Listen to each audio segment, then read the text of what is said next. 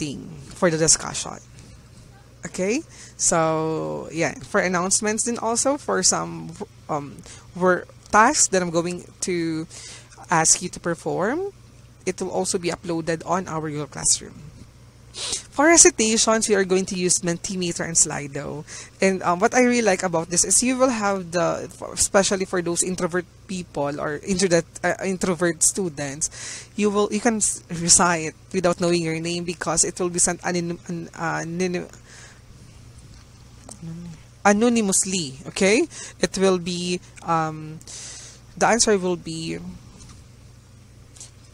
presented anonymously. Okay, so but for our recitation in our Google Classroom, sometimes we will have our recitation then. Okay, but if we will have an activity for you to share some sentiments, we will use the Mentimeter Slido, but I preferred Slido, so I will give you a tour on how to have our Slido.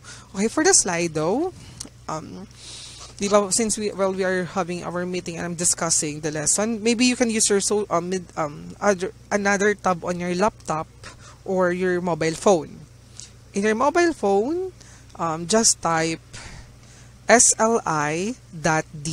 Okay, so it will be sli.do. Okay, sli.do.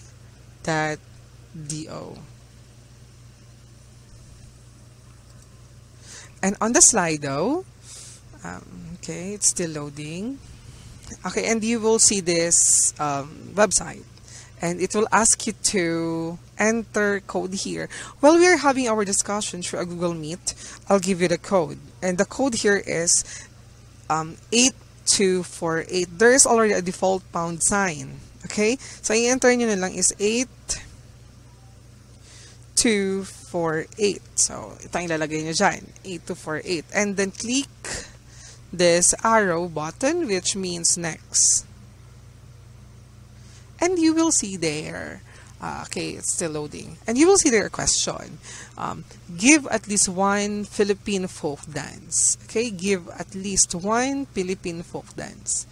Okay, so the question was presented in my slide as of this moment. For example, I'll be the student. I'll enter singkil. Okay, singkil. Okay, nalagay ko ng singkil. I'll send it now. For example, this is the student, yung cellphone. And on the screen, you can see that there is already a word singkil. So your answers will be flashed on the screen. Another pa is, I'll put another one, tinikling. Okay, and send ko na siya. Tinikling. Then lumabas na siya sa screen. Okay? Yan. So if you have questions, pwede naman ng lagay ka dyan, hi. Okay. Ayan. So for example, another pa, lagay tayo ng sagin-sagin. Sagin. As a Bicol folk dance from Owas Albay. So ito, sagin-sagin. And then click send. And mag-flash sa screen. And then, for example, yung classmate nyo paras kayo nilagay ng singkil.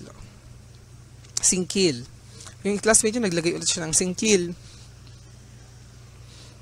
Yung word na singkil is lalaki. Because there are two students who answer the word singkil. Okay? So, that's how it works. Ganyan pa mag-work ang Slido. And we will have that for some activities. The next one is for summative assessment, my priority to use is the Google Forms. And if the Google Forms are not working or may problema, we can use the Schoology. Okay? Pero Google Forms ako kalimitan. For breakout sessions, consistent tayo sa Google Meet. We will only use Zoom if Google Meet is not working. Second priority lang natin siya. Sad. For asynchronous learning materials, I will upload the pre-recorded videos or the my demonstration or the demonstration of my colleagues, okay, in Google Classroom so that you can study that, okay. And sometimes I will ask the BDEL or me to record our discussion so that he or she can upload it in our Google Classroom. Maliwanag? Okay. So for the next one is the for summative assessment, my priority to use is the Google Forms. And if the Google Forms are not working or may problema, we can use the Schoology. Okay? Pero Google Forms ako kalimitan. For breakout sessions, consistent tayo sa Google Meet. We will only use Zoom if Google Meet is not working. Second priority lang natin siya. Sad. For asynchronous learning materials, I will upload the pre-recorded videos or the my demonstration or the demonstration of my colleagues, okay, in Google Classroom so that you can study that, okay. And sometimes I will ask the BDEL or me to record our discussion so that he or she can upload it in our Google Classroom. Maliwanag? Okay. For meetings, for our sessions, we will use Google Meet. For fitness journey, you know, one of the most important things to remember in online P is our fitness journey. So I will give some libraries or playlist of those things that you are going to do, and you are going to upload all the necessary exercises that that are needed. Okay. So for example, for today, I will ask you to submit the fundamental positions of arms and feet. You are going to execute it. And the next week, punta na tayo sa dance terminologies hanggang matapos. Okay? It will be through a fitness library or fit. That's why you will have your fitness journey. Okay? And sometimes I will ask you just to submit a video or sometimes a time-lapse maybe. And again, alam ko po kung ina-edit nyo ang video na inulit-ulit nyo lang ang execution. I can know that. Okay? For examinations, again, just like the quizzes, we will use Google Docs. Okay, sometimes if the system is not working, we can use Schoology. Okay, so those are the things that you have to know in conducting online physical education classes. And now, just to give you a particular background about our subject, which is the Core 034 or Physical Education and Health. I have here some introduction so that you can prepare yourself. Okay, so I will upload this particular video as a welcome or orientation, but the setting of house rules is still different. This is just a video teaching you or orienting you how online physical education works, and I hope that you learn something. Okay, I hope that you learned something. For the Introduction to Physical Education in Health 3 and 4, or Core 034, let me now give you the overview of our subject for this particular semester. Give me a moment. Okay. So, Core 034, or Physical Education and Health 3 and 4, is a combination of two different subjects. Yes.